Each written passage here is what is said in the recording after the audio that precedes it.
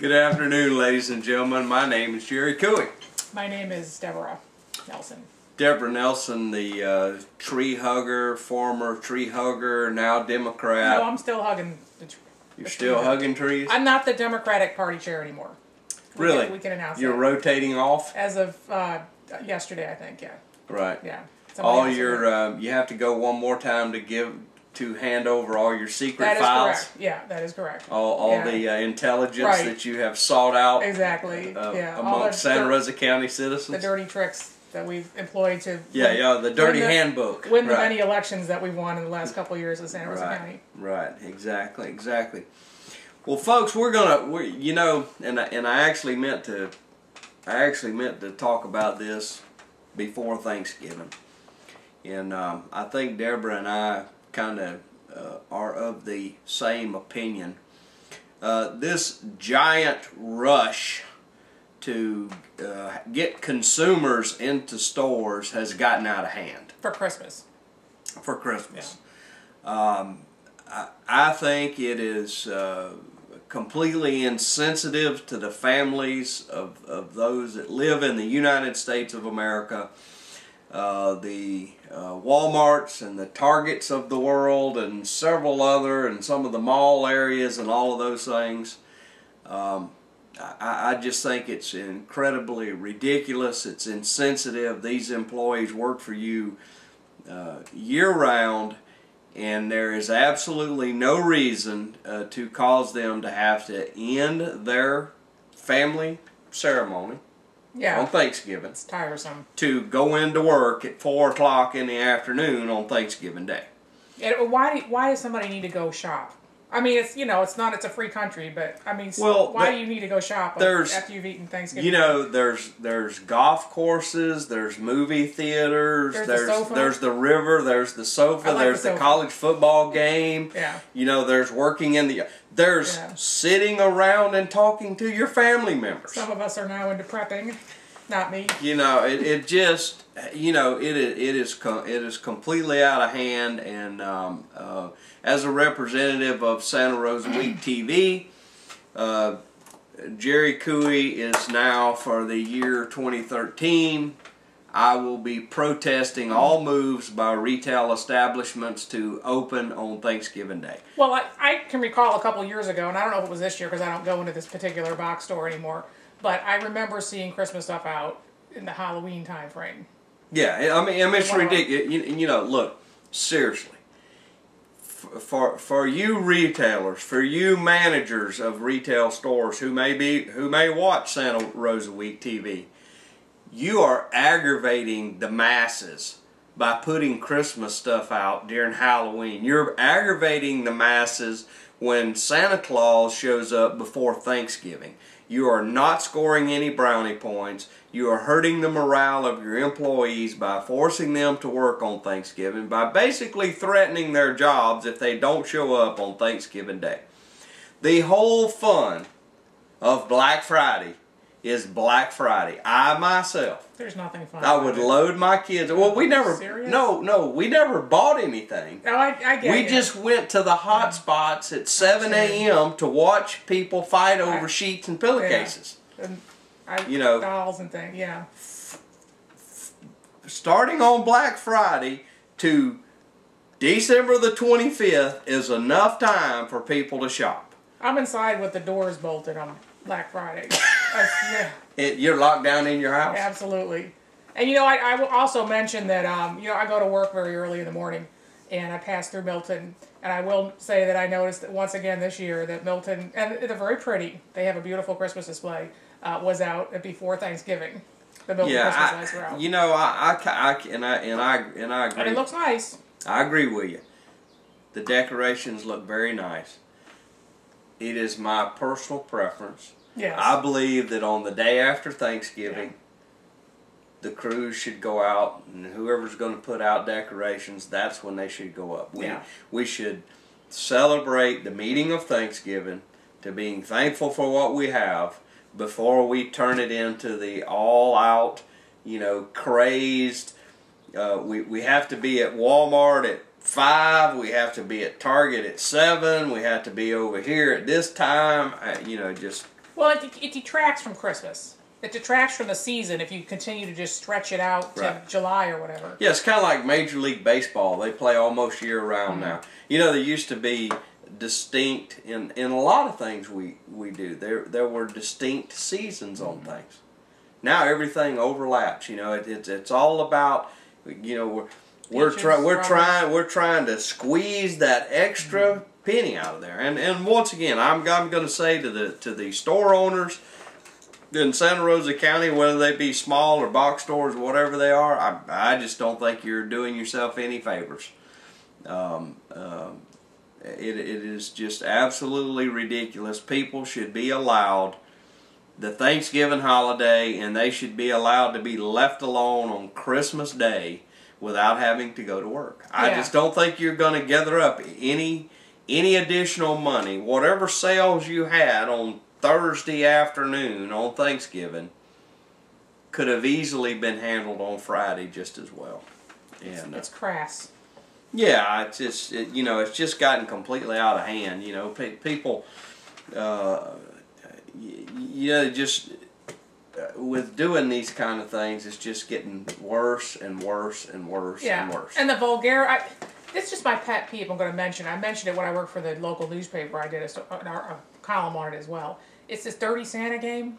Right. Where everyone brings a gift. I won't participate in this thing. I hate this thing so much. There's been divorces and church splits over disgusting. that. Yeah. You bring a gift, and then you give, one person gets, you draw a number, I guess. Right. One person, and then the next person draws a number, and then they can snatch the gift that the first person picked, or they can pick a new one from the pile.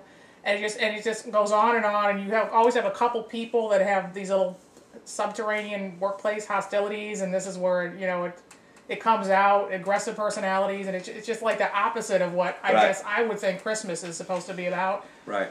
I don't participate in this. I wish people would just do away with it. It causes family members not to speak the whole holiday season. It's just awful. It's gross. It's just awful. I hate it. Anyway, moving on. Well, that's our blast, folks, about that. Once again, Santa Rosa Week TV for 2013, it is just completely, utterly out of hand in 2012. We're going to see if we can have a little impact on that in 2013 and ask some of these companies why they feel the need to aggravate their loyal employees and threaten their job if they don't go to work on Thanksgiving Day. We got to do a little background on this next one, ladies and gentlemen. We have talked about it several times, but we're going to talk about the military affairs position for Santa Rosa County. Formerly for Team Santa Rosa. Formerly for Team Santa Rosa. And by the way, did I mention Team Santa Rosa is no longer part of Santa Rosa County? I heard something. Yeah, and you know, we just want to give a shout out to whoever it was that got rid of Team Santa Rosa. I know you're happy, and I'm on the record as saying we'll just be diverted elsewhere. Different group of thieves. I'm guessing a business-related organization in Escambia that gets a lot of government money. Yeah. So, to give you a background, for the last 2 years, the former Team Santa Rosa had gotten a federal grant. That was your tax dollars, ladies and gentlemen. We point that out quite often. Just because it has the word grant in it doesn't mean it got printed out. It came out of a pot of money that you didn't participate with. That's your tax dollars. Let's call it handout. Right. Let's rename it a handout. Well, it's a rebate of an overcharge. It's more descriptive. It's a credit. Yeah, it's a rebate of an overcharge. You paid in too many taxes. Right. And so we'll give you a little bit of it back to pat you on the head. It's not going to come in the form of a check to your house, though. It's going to be economic development. No, it'll come to the community. Yes, correct. And we'll let the well-heeled individuals determine how to spend that. Economic developers. Right. So we've had this position for the last 2 years. My energies was focused on Team Santa Rosa organization in general. We actually early on in the start of Santa Rosa Week TV, we did a two-part show with Mr. Gandy, and I personally I don't have any issues with Mr. Gandy. Well, I'll say he's one of the few that would come on the show. Right. Of the the local officials in that organization. My number one issue was how he got the job to start out with, and Right. and Cindy Anderson is no longer with Team Santa Rosa or Santa Rosa County, so we made our point there. But what we have, folks... It seemed to be a closed hiring process. Oh, it was absolutely a closed hiring. And let's just say the military affairs specialist or position is the idea is that they're enhancing the military presence, protecting it in the area. Well, that's something that I want to talk about, and I'm glad you said supposed to. Well, here's my issue, and the county. Since the county is now overseeing economic development, they did the right thing. They publicly announced this job opening. Economic development. They publicly... No, economic development. They posted this job. Pete Gandy and Ferd Solomon was... The contenders. The contenders. Yeah.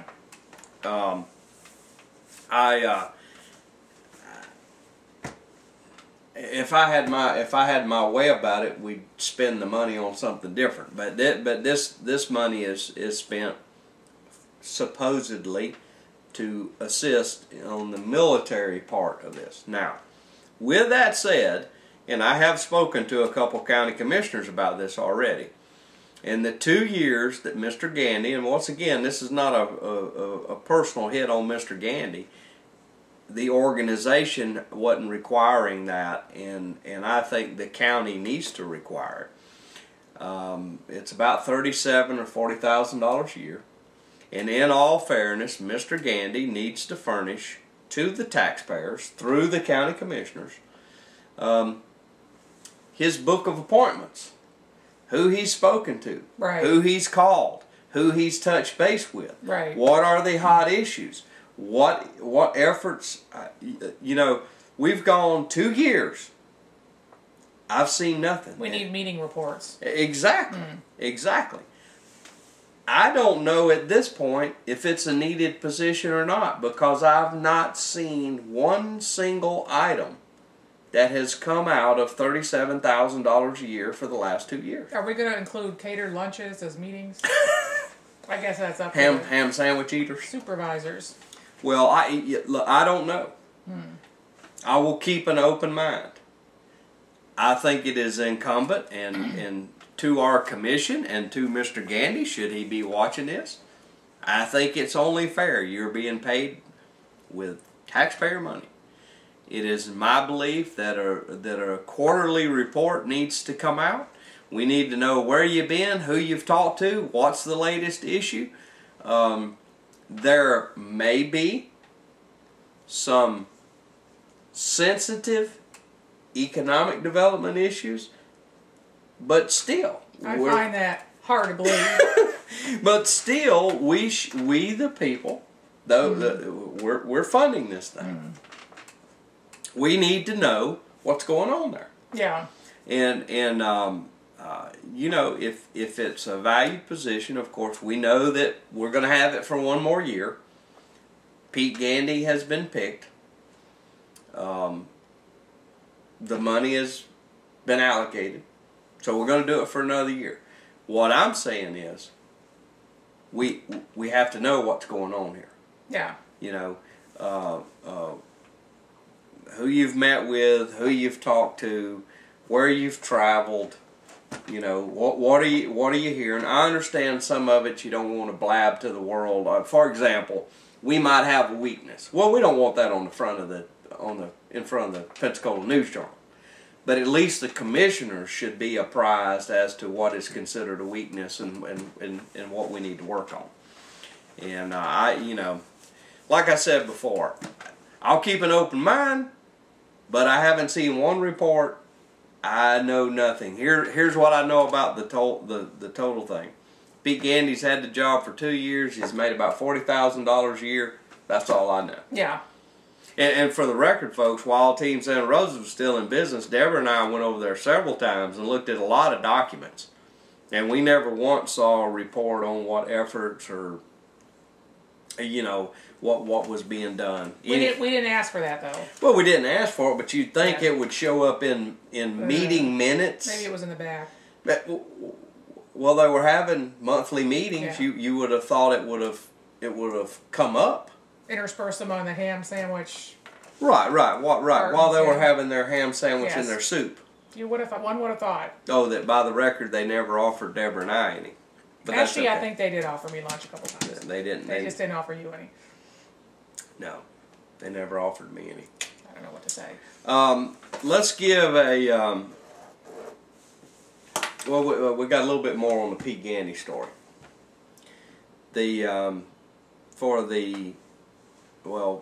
We're finished with Pete, but for economic development. The county has decided we're going to hold economic development in-house until a future date. The first thing that's going to happen, and we just went through that process, in order to find a new lead person for economic development, the procedure is to find a search firm. Yeah. To go seek out these folks. And again, we're talking about a stomach-turningly high salary. I mean, in an area where the median salary is about, I think, is it $24,000 a year in this area? Right. And this person's, I'm making in the $80,000 range now. Yeah, potentially that or a little bit more. Yeah.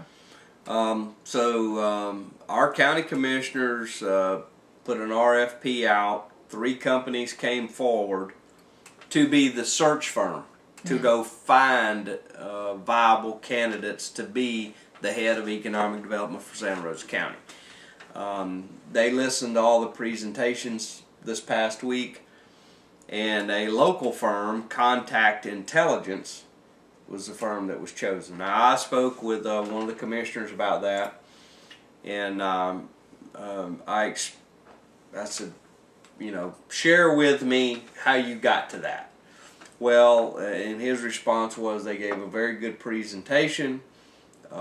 They seemed to have the ability to do it, and they were the lowest cost of the 3 firms that had applied. And here's my question that I didn't ask, but we can ask them is, what would it have cost for Hunter Walker to put some ads out and have people, I mean, they would have had to fly some of them in. They could have done phone or Skype interviews or something like that. I mean, what would it have cost to recruit it the normal way? Yeah, overhead already paid for. We're probably going to, I don't know. I'm sure we'll be upwards of $25,000 or $30,000 to do it the way we're doing it now. My biggest concern with the group that got this is they had never hired an economic development person. They had done some other things, but they hadn't. They had never done anything else. And my other concern is, even though I just didn't see where they had a U.S.-wide reach. Right. It's the Pensacola downtown crowd is where they're coming from. Yeah. We've got Eric Nicholson, who was a Rebuild Northwest Florida trustee. Right. We've got, this is the company owners, Niels Anderson, who is involved with the healthcare industry in this area, and Mort O'Sullivan. Right. Yeah. So. Yeah. So I am told that the criteria is very tight. It will be a U.S.-wide search. The commissioners feel like they wrote a pretty good RFP so that we make sure we get the right person. I wonder if one of the interview questions is going to be how many jobs can you verify wherever you were before grew by when you were there during your tenure. Right. Well, one of the things that I think is just absolutely imperative in this, I don't want anybody from here to get that job. Yeah, right. I have watched what has occurred in Escambia County, and when they pulled Jim Heiser in from Kentucky, he owed no one, he knew no one. He brought it in He's the Pensacola Chamber Chair. Pensacola Chamber Chair, right? With his abilities and experience, he looked at each situation, and right out of the gate, he fired the number 2 guy in the thing. there was some very questionable things going on there. I think that's what we need. Well, and I think, my position is I think the whole thing is absolute ridiculous waste of money. Take the money and build roads, et cetera, et cetera. But they're going to spend it on there. So, well, I don't see an appreciable number of job posting in the News Journal or any of the other job classifieds in this area, in the Escambia area. I don't see an appreciable job increase since anybody's been in there. I don't think you're going to. I don't think these groups do anything to create jobs. It's I think the jury's still out. Yeah. It's going to be out for a while. Well, even the U.S. Chamber of Commerce says that the main thing you should put money in is infrastructure. Exactly. If you have the proper infrastructure, they got very smart people that travel this country. They know within 100 houses of when it's time to open up the next restaurant or the next store, and I've been a firm believer that infrastructure, how a place looks, curbs and gutters. I think the lesson that we have all learned from Team Santa Rosa is other organizations, is they become handout machines. They become cronyism machines. Right. Show me the jobs. I mean, I haven't. You don't even get a report with any kind of outlining any kind of job increase, because it doesn't work that way. Here's what is incumbent upon us as members of the news media and our viewers, is we can't allow economic development in Santa Rosa County to deteriorate into what it was with Team Santa Rosa. The problem is you can't avoid it, because it's all free money. It's all government. This is left-wing liberal telling you. It's tax dollars.